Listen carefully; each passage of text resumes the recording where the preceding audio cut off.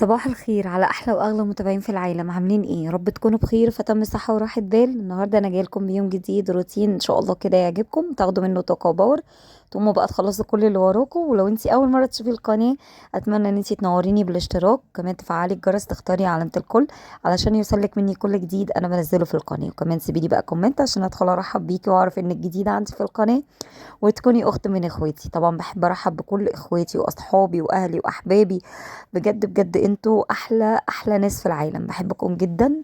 ويا رب يديم ما بيننا كده الحب والود يا رب طول العمر.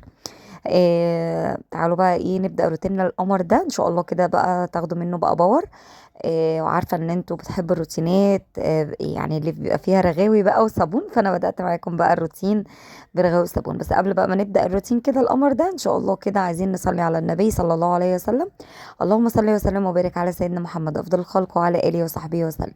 وعايزين كمان نستغفر كتير، نستغفر ربنا بنية الفرج، بنية تحقيق الاحلام، بنية ان كل حد نفسه في حاجة يا رب يحققها له، ويكرمه فيها يا رب، اضعاف ما يتمنى يا رب، اللهم امين يا رب العالمين.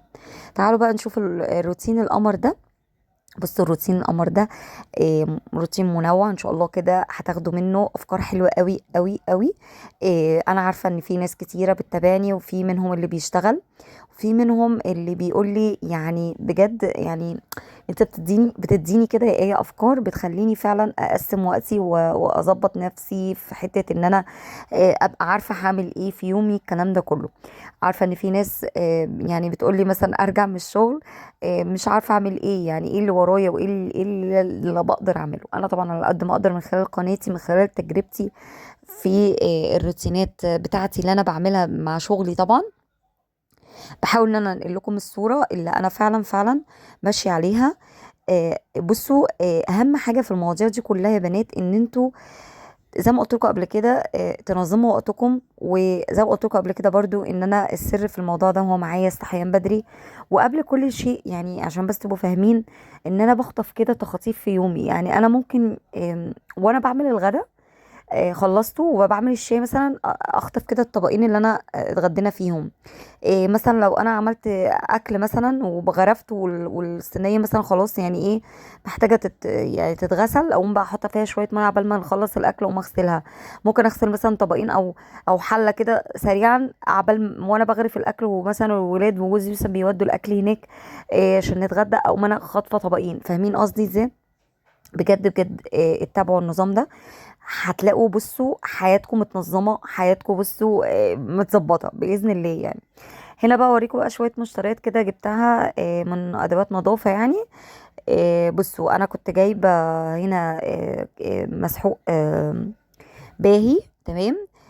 ده بدأ زي الاوكسي الاوتوماتيك كده، ده اسمه باهي. عايزه اقول لكم ريحته حلوه قوي، وارخص عن الاوكسي ب10 جنيه، فرق 10 جنيه بحالهم. وعايزه اقول لكم ريحته حلوه وبينضف وجميل جدا. يعني انا بقالي مثلا شهرين مجرباه، بصراحه جميل جدا معايا. حتى انا بجيب منه الباهي اللي هو الغسيل اليدوي، بنضف بيه التويلت وبنضف بيه كل حاجه. المهم انا كنت جايبه الكيلو بكام؟ ب45، فانا جبت 2 كيلو. كمان جبت ازازه كلوريل، وازازه كلورير ابيض يعني، وكلورير للالوان. الازازه مش متذكره، بس هي تقريبا كانت عامله حاجه و30، يعني أنا مش متذكره صراحه. كمان جبت بقى ايه صابون مواعين. كان اللتر عامل 8 جنيه، فانا جبت 2 لتر، وجبت كمان معاهم كيس اوكسي برضو صابون مواعين. قلت بقى اعمل خلطه كده، يعني اللي هو ايه، اجيب خلطه كده على بعضها كده، اعملها على بعض تقويلي الريحه، يعني الاوكسي قويلي الريحه والتركيز والرغاوي مع الصابون ده. انا ما جبتش من نفس الراجل اللي انا بجيب منه، لان يعني اللي بيجيب لي جوزي بصراحه، وبياخد معايا هو رايح يجيب اللي هي الازايز البيبسي دي اللي هي 2 لتر او 2 لتر ونص، بيروح يملي لي ازازتين. فهو ما كانش مالك انه يروح وكده، فانا ايه وانا راجعه كده من شغلي حاولت كده وقلت اجيب بقى عشان انا مش هوقف نفسي يعني. فانا قلت ايه يعني ازود الموضوع ده بالاوكسي، يعني هيزود معايا. وطبعا يعني كيس الاوكسي فاض منه، يعني ان شاء الله بقى اجيب تاني مثلا صابون مواعين كده اللي هو ب8 جنيه، وابقى احط باقي الاوكسي. جبت بقى كده قعدت اخلط كده مع بعض الصابون يعني، وحطيت ده على بعضه كده، وقلت املى بقى كده الازازه. وعايزه اقول لكم برضو الازازه دي بتقعد معايا يعني فتره حلوه. يعني عايزه اقول لكم ال2 لتر ده بيقعد معايا يمكن شهر كده، شهر وي كمان، لانه بيكون مركز معايا. يعني انا باخد حبة كده بيركز، يعني بيبقى بصراحة بيقعد فترة. تمام. فحاولي كده على قد ما تقدري ان انتي تشوفي ايه الاوفر بالنسبه لك. ما تجيبيش كل حاجه غاليه. ما تعتمديش على الحاجه اللي هي مثلا انتي مجرباها وكل حاجه، بس انتي طبعا بتبقي يعني في حاجات ممكن البديله، فاهمين قصدي؟ فانا على قد ما اقدر مثلا انا بحاول اقول لكم الحاجات البدائل اللي ممكن تعملوها توفر معاكم اكتر وكده، وانتي اولى بكل حاجه، يعني فاهميني؟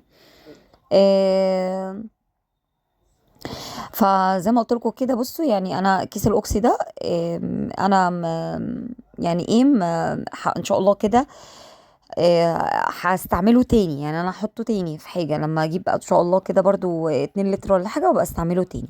بس تفضيت بقى كده وحطيت بقى في الازازه دي، وهشيلها بقى على جنب. انا اصلا كنت مفضيه كده حبه من الازازه اصلا قبل ما استعمل او قبل ما افضي الكيس في يعني اللي هو البانيو ده اللي قدامكم ده، اللي انا بحط فيه الصابون المواعين.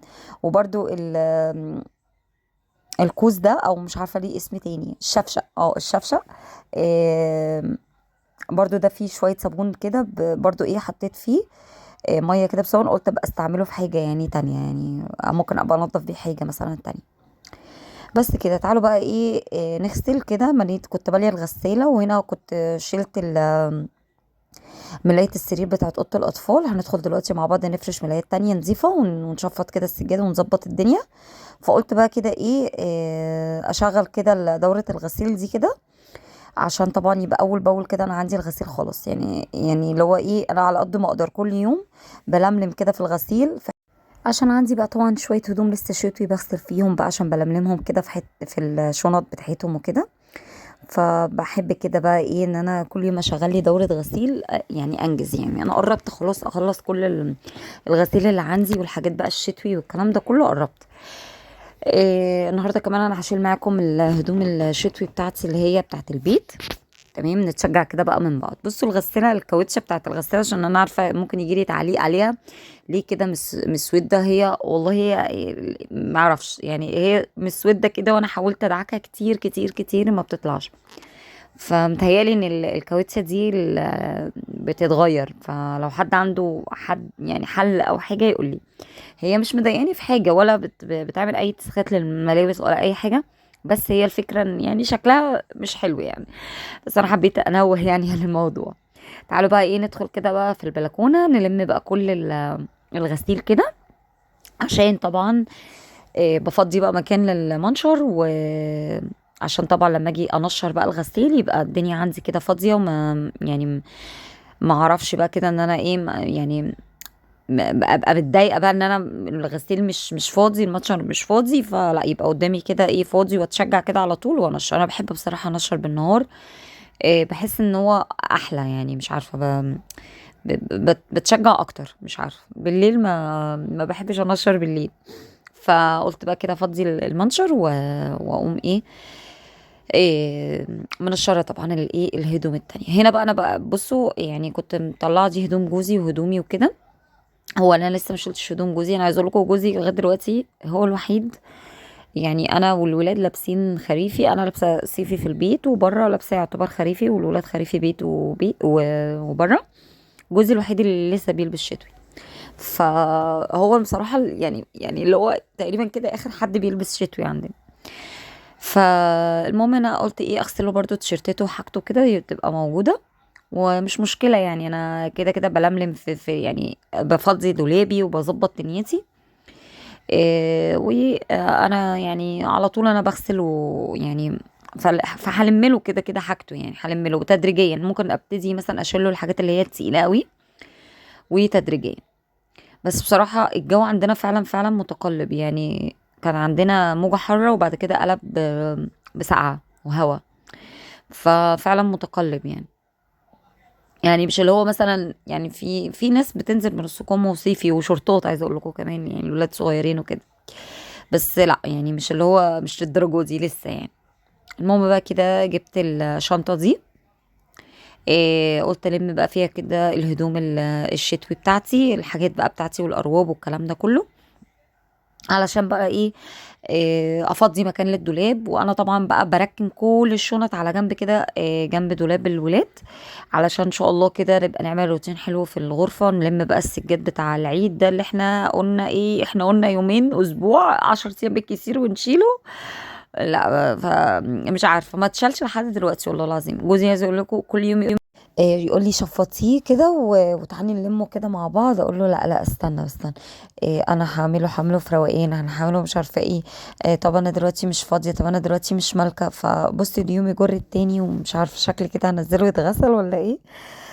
لان انا انتوا عارفين ان هو فاتح، ومش عارفة بصراحة يعني هنزله بقى ولا ايه، مش عارفة ولا يعني يعني اشفطه كده واعمله مثلا بغسيل على الناشف واشيله، وبعد كده بقى افرشه في العيد الكبير وارجع بقى ايه بعد العيد ان شاء الله كده بقى انزله يتغسل.